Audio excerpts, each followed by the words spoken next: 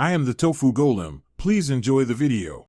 You're starting with the essentials: an iPhone on iOS 16 and a CarPlay-capable head unit.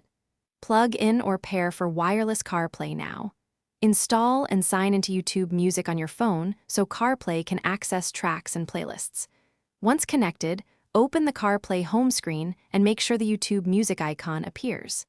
If it doesn't, go to Settings General CarPlay and enable the vehicle profile. That gets you to the first actionable step toward playing YouTube content safely through CarPlay. Now you'll play content and learn why this method works. YouTube Music provides licensed audio playback that integrates with CarPlay's controls and steering wheel buttons. Open the app on CarPlay, choose a song, playlist, or podcast, and use the touchscreen or voice via Siri to skip, pause, or search. Make offline playlists in the YouTube Music app in advance to avoid cellular gaps on long drives. This keeps playback stable and legal while preserving focus on driving. Do not watch video while driving.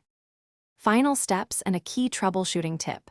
CarPlay intentionally blocks video for driver safety, so use the passenger's iPhone or your car's rear entertainment to view YouTube videos. If audio from YouTube Music won't play in CarPlay, disconnect and reconnect the cable or wireless pairing, then restart your iPhone and the head unit. That usually clears handshake errors. If problems persist, remove and re-add the vehicle profile in Settings General CarPlay or reinstall YouTube Music. That usually resolves stubborn pairing or app faults. Thanks for watching. Consider subscribing if we helped you today.